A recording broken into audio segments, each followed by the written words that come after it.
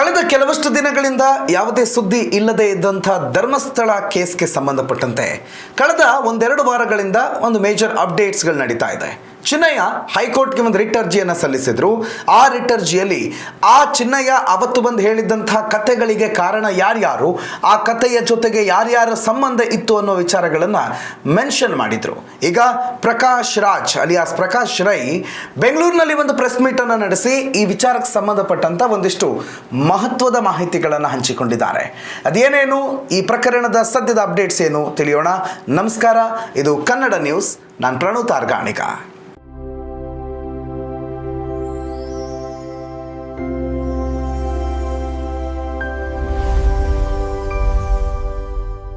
ಧರ್ಮಸ್ಥಳದಲ್ಲಿ ಒಂದಿಷ್ಟು ಹೆಣಗಳನ್ನು ನಾನು ಹೂತಿದ್ದೀನಿ.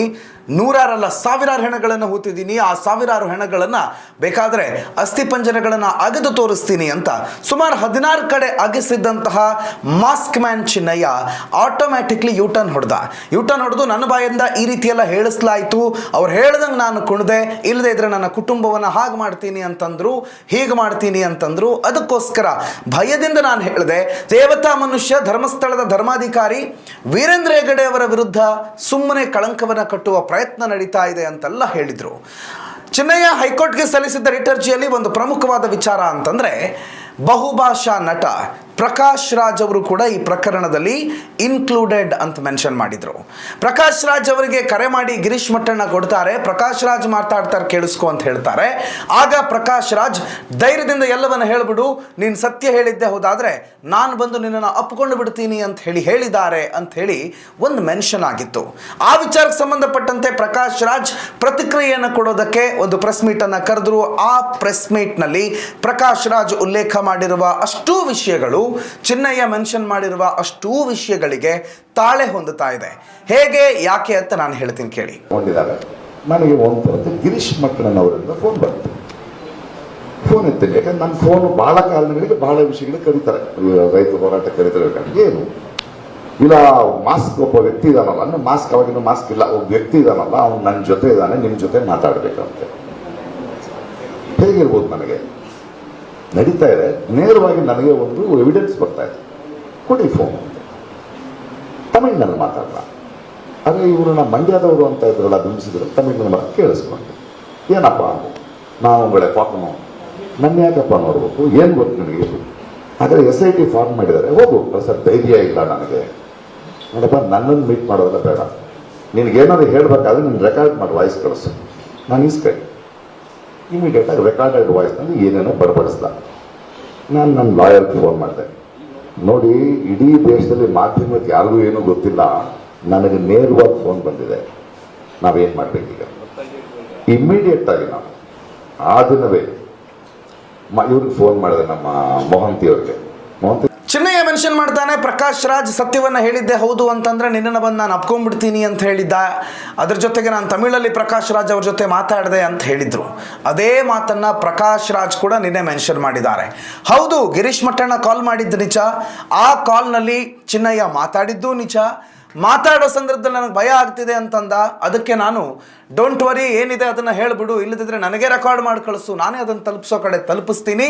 ಆ್ಯಂಡ್ ನೀನು ಸತ್ಯ ಹೇಳಿದ್ದೆ ಹೌದಾದರೆ 29ನೇ ತಾರೀಕು ಬರ್ತೀನಿ, ನಿನ್ನನ್ನು ಅಪ್ಕೋತೀನಿ ಅಂತ ಹೇಳಿದೆ. ಅದಾದ ಮೇಲೆ ನಾನು ಸೀದವಾಗಿ ಮೊಹಂತಿ ಅವರಿಗೆ ಕರೆ ಮಾಡಿ, ಚಿನ್ನಯ್ಯ ನಂಗೆ ಇಂತಿಂಥ ಮಾಹಿತಿಗಳನ್ನು ಕೊಟ್ಟಿದ್ದಾನೆ ನೋಡಿ, ಈ ಮಾಹಿತಿಗಳನ್ನು ನಿಮಗೆ ಫಾರ್ವರ್ಡ್ ಮಾಡಿದ್ದೀನಿ, ಸರಿಯಾಗಿ ಕೇಳಿಸ್ಕೊಳ್ಳಿ ಅಂತ ಜುಲೈ 14ನೇ ತಾರೀಕು ನಾನು ಕಳಿಸ್ದೆ ಅಂತ ಪ್ರಕಾಶ್ ರಾಜ್ ಮೆನ್ಷನ್ ಮಾಡಿದ್ದಾರೆ.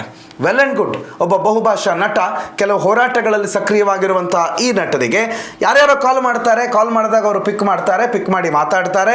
ಮಾತಾಡೋ ಸಂದರ್ಭದಲ್ಲಿ ಹೀಗೆಲ್ಲ ಆಯಿತು, ನಾನು ಅದನ್ನು ಕಳಿಸ್ಕೊಟ್ಟೆ ಅನ್ನೋದು ವೆಲ್ ಆ್ಯಂಡ್ ಗುಡ್. ಆದರೆ ಪ್ರಕಾಶ್ ರಾಜ್ ಹೇಳಿಕೆ ಮೇಲೆ ಯಾಕೆ ಅನುಮಾನ ಬರ್ತಾ ಇದೆ ಅಂತಂದರೆ, ಪ್ರಕಾಶ್ ರಾಜ್ ಹೇಳಿದ್ದು ಜುಲೈ 14ನೇ ತಾರೀಕೆ ನಾನು ಮೊಹಂತಿ ಸಾಹೇಬ್ರಿಗೆ ಕಾಲ್ ಮಾಡಿದೆ, ಸರ್ ನೋಡಿ ಇಂಥ ಕೇಸಲ್ಲಿ ಹೀಗೀಗಾಗಿದೆ, ಇಂಥದ್ದ ಮಾಹಿತಿಗಳನ್ನು ಚಿನ್ನಯ್ಯ ಕೊಟ್ಟಿದ್ದಾನೆ ಅಂತ ನಾನು ಕಳಿಸ್ಬಿಟ್ಟೆ ಅಂತ ಹೇಳ್ತಿದ್ದಾರೆ.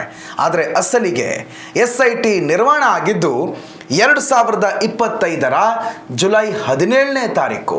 ಪ್ರಣವ್ ಮೊಹಂತಿ ಅವರು ಆ SITಯ ಮುಖ್ಯಸ್ಥರಾಗಿ ಆಯ್ಕೆಯಾಗಿದ್ದು ಕೂಡ ಆ 17ನೇ ತಾರೀಕೆ. ಹಾಗಾದರೆ 14ನೇ ತಾರೀಕೆ ಪ್ರಣವ್ ಮೊಹಂತಿ ಅವರು ಈ SITಯ ಮುಖ್ಯಸ್ಥರಾಗ್ತಾರೆ ಅನ್ನುವ ಕನಸು ಪ್ರಕಾಶ್ ರಾಜ್ ಅವರಿಗೆ ಯಾವತ್ತು ಬಿದ್ದಿತ್ತು? ಹಾಗಾದರೆ ಈ ಹೇಳಿಕೆ ದ್ವಂದ್ವನ? ಈ ಹೇಳಿಕೆ ಕೇವಲ ಬಂದಂಥ ಅಟೆನ್ಷನನ್ನು ಡೈವರ್ಟ್ ಮಾಡೋ ಪ್ರಯತ್ನನ? ಹೌದು, ನನಗೆ ಬಂದಿತ್ತು, ನಾನು ಕೂಡ ಇದರಲ್ಲಿ ಸರಿಯಾಗಿ ನಾನು ವರ್ತನೆ ಮಾಡಿದ್ದೀನಿ ಅಂತ ಹೇಳಿ ಪ್ರಕಾಶ್ ರಾಜ್ ಹೇಳೋ ಮುಖಾಂತರ ಕೇವಲ ಪ್ರಕಾಶ್ ರಾಜ್ ಮಾತ್ರ ತಗಲಾಕೊಂಡಿಲ್ಲ, ಪ್ರಣವ್ ಮೊಹಂತಿ ಅವರನ್ನು ಕೂಡ ತಗಲಾಕ್ಸ್ಬಿಟ್ಟಿದ್ದಾರೆ ಮಾನ್ಯ ಪ್ರಕಾಶ್ ರಾಜ್ ಅವರು. ಈ ಇಡೀ ಕೇಸಲ್ಲಿ ಈ ಡಬಲ್ ಸ್ಟ್ಯಾಂಡರ್ಡ್ ಹೇಳಿಕೆಗಳು ಹೊಸತೇನಲ್ಲ. ಮೊದಲೊಂದು ಹೇಳೋದು, ಆಮೇಲೆ ಅದಕ್ಕೆ ಇನ್ನೊಂದು ಹೇಳೋದು, ಇದು ಈ ಪ್ರಕರಣದ ಬಹುತೇಕ ಇದರಲ್ಲಿ ಭಾಗಿಯಾದವರೆಲ್ಲರೂ ಮಾಡ್ತಾ ಇರುವಂಥದ್ದೇ. ನಂಬರ್ 1, ಚಿನ್ನಯ್ಯ ಸಾವಿರಾರು ಹೆಣಗಳನ್ನು ಹೂತಾಕಿದ್ದೀನಿ, ಧರ್ಮದರ್ಶಿಗಳು ಮತ್ತು ಅವರ ಸಂಬಂಧದವರೆಲ್ಲ ಯಾರ್ಯಾರನ್ನ ಹೂತಾಕು ಅಂತ ಹೇಳಿದಾರೋ ಅವ್ರನ್ನೆಲ್ಲ ನಾನು ಹೂತಾಕ್ಬಿಟ್ಟಿದ್ದೀನಿ ಅಂತ ಮೊದಲಿಗೆ ಹೇಳ್ತಾನೆ. ಆಮೇಲೆ ಬಂದು ನಾನು ಹೂತೆ ಹಾಕಿಲ್ಲ, ಯಾರೋ ಹೇಳಿದ್ದಕ್ಕೆ ನಾನು ಹೀಗೆ ಹೇಳಿದೆ ಅಂತ ಹೇಳ್ತಾನೆ. ನಂಬರ್ 2, ಗಿರೀಶ್ ಮಟ್ಟಣ್ಣವರ್. ಈ ಚಿನ್ನಯ್ಯನನ್ನು ನಾನು ಮೊದಲು ಭೇಟಿನೇ ಆಗಿಲ್ಲ, ಅವನನ್ನು ನಾನು ನೋಡೇ ಇಲ್ಲ, ಮಾತೇ ಆಡಿಸಿಲ್ಲ ಅಂತ ಹೇಳ್ತಾನೆ. ಮೊನ್ನೆ ಚಿನ್ನಯ್ಯ ರಿಟ್ ಪಿಟಿಷನ್ ಸಲ್ಲಿಸಿದ ಮೇಲೆ ಹೌದು ಚಿನ್ನಯ್ಯ ನನ್ನ ಜೊತೆಗೆ ಇದ್ದ, ನಾನು ಬೇಡ ಅಂತಂದ್ರು ಕಾಲೊತ್ತಾ ಇದ್ದ ಅಂತ ಹೇಳ್ತಾರೆ. ಈಗ ಪ್ರಕಾಶ್ ರಾಜ್ 14ನೇ ತಾರೀಕೆ ಚಿನ್ನಯ್ಯ ನನಗೆ ಕಾಲ್ ಮಾಡ್ದ, ನಾನು ಪ್ರಣವ್ ಮೊಹಂತಿ ಅವರಿಗೆ ಕಳಿಸ್ಬಿಟ್ಟಿದ್ದೀನಿ ಅಂಥೇಳಿ ಸದ್ಯಕ್ಕೆ ತಗಲಾಕೊಂಡಿದ್ದಾರೆ. ಅದೇ ಒಂದು ಅರ್ಧ ಗಂಟೆ ನಂತರ ಮಾಧ್ಯಮದವರು ಕೇಳುವ ಅದೇ ಪ್ರಶ್ನೆಗೆ, ದಿನಾಂಕದ ವಿಚಾರಕ್ಕೆ ಸಂಬಂಧಪಟ್ಟಂಥ ಪ್ರಶ್ನೆಗೆ ನಯವಾಗಿ ಜಾರ್ಕೊಂಡಿದ್ದಾರೆ. ನೆಕ್ಸ್ಟ್ ಕ್ವೆಶನ್ ಪ್ಲೀಸ್ ಅಂತ ಹೇಳಿ ಹಿಂದಿನ ಕ್ವೆಶನ್ಗೆ ನನ್ನ ಹತ್ರ ಉತ್ತರ ಇಲ್ಲ ಅಂತ ಹೇಳಿ ಅವರು ಕಂಪ್ಲೀಟಾಗಿ ಅಲ್ಲಿ ತೋರಿಸ್ಕೊಂಡು ಬಿಟ್ಟಿದ್ದಾರೆ. ಪ್ರಕರಣದಲ್ಲಿ ಒಬ್ಬರೊಬ್ಬರೇ ಬೆತ್ತಲೆ ಆಗ್ತಿದ್ದಾರೆ, ಪ್ರಕರಣ ಮುಂದೋಗ್ತಾ ಇದೆ. ಈ ಪ್ರಕರಣದಲ್ಲಿ ನಿಜವಾಗಲೂ ಜನಸಾಮಾನ್ಯರನ್ನ ಮಂಗ ಮಾಡಲಾಯಿತು. ಜನಸಾಮಾನ್ಯರ ತಲೆಗೆ ಏನೇನೋ ತುಂಬಿ ಅವರಿಗಿದ್ದ ಧಾರ್ಮಿಕ ನಂಬಿಕೆಗೆ ಚ್ಯುತಿ ತರಿಸಲಾಯಿತು. ಈಗ ಆ ಜನಸಾಮಾನ್ಯರೇ ಈ ಪ್ರಶ್ನೆ, ಈ ಪ್ರಕರಣದಲ್ಲಿ ಈಗ ನಡೀತಾ ಇರುವ ಡೆವಲಪ್ಮೆಂಟ್ಗಳನ್ನು ಅರ್ಥ ಮಾಡ್ಕೋಬೇಕಾಗಿದೆ. ಇಲ್ಲಿ ಯಾರ ತಪ್ಪು, ಯಾರದ್ದು ಸರಿ, ಯಾರು ತಪ್ಪಿತಸ್ಥರು, ಯಾರು ಇಲ್ಲಿ ನ್ಯಾಯಸಮ್ಮತರು, ಯಾರು ಈ ಪ್ರಕರಣದಲ್ಲಿ ತನ್ನ ಹೊಟ್ಟೆ ತುಂಬಿಸ್ಕೊಳ್ಳೋದಕ್ಕೆ, ತಮ್ಮ ಬೇಳೆ ಬೇಯಿಸ್ಕೊಳ್ಳೋದಕ್ಕೆ ಕಾರ್ಯನಿರ್ವಹಿಸ್ತಿದ್ದಾರೆ, ಯಾರು ಈ ಪ್ರಕರಣದಲ್ಲಿ ಭಾಗಿಯೇ ಆಗಿಲ್ಲ ಅನ್ನುವ ಸತ್ಯಾಸತ್ಯತೆಗಳು 1 by 1 ನಿಮ್ಮ ಕಣ್ಣು ಮುಂದೆ ಬರ್ತಾನೆ ಇದೆ. ನೋಡಿ, ಕೆಲವೊಂದನ್ನು ನಂಬೋದಕ್ಕೂ ಮುನ್ನ 1000 ಸಲ ಯೋಚನೆ ಮಾಡಿ, ಕೆಲವೊಂದನ್ನು ಕಣ್ಣಾರೆ ಕಂಡ್ರು ಪ್ರಮಾಣಿಸಿ ನೋಡಬೇಕು ಅಂತ ಹೇಳ್ತಾರಲ್ಲ, ಅದನ್ನು ಈಗಲೂ ಜೀವನದಲ್ಲಿ ಅಪ್ಲೈ ಮಾಡ್ಕೋಬೇಕಾದ ಅಗತ್ಯ ಇದೆ. ಯಾಕಂದರೆ ನಾವು ಬದುಕ್ತಾ ಇರೋದು ಸೋಷಿಯಲ್ ಮೀಡಿಯಾ ಯುಗದಲ್ಲಿ. ಇಲ್ಲಿ ಕಣ್ಣಿಗೆ ಕಂಡದ್ದನ್ನೆಲ್ಲ ನಾವು ಒಪ್ಕೋತೀವಿ, ಇಲ್ಲಿ ಮೊಬೈಲಲ್ಲಿ ಕಾಣಿಸಿದ್ದೆಲ್ಲ ಸತ್ಯ ಅಂತ ನಂಬಿಬಿಡ್ತೀವಿ. ಅದೇ ಇವತ್ತಿನ ಜನ್ರೇಷನ್ನ ಪ್ರಾಬ್ಲಮ್. ಇಲ್ಲಿ ಯಾವುದು ಸತ್ಯ, ಯಾವುದು ಸುಳ್ಳು ಅನ್ನೋದನ್ನು ಸರಿಯಾಗಿ ಕೂಲಂಕುಷವಾಗಿ ಅರ್ಥ ಮಾಡಿಕೊಂಡು ಯೋಚನೆ ಮಾಡಿ ಅದನ್ನು ಒಪ್ಕೋಬೇಕೋ ಬೇಡವೋ ಅನ್ನೋದನ್ನು ನಿರ್ಧಾರ ಮಾಡಬೇಕಾದಂಥ ಅನಿವಾರ್ಯತೆ, ಅಗತ್ಯತೆ ಈಗ ಈ ಸಮಾಜಕ್ಕೆ ಬಹಳ ದಟ್ಟವಾಗಿ ಕಾಡ್ತಾ ಇದೆ. ನಮಸ್ಕಾರ.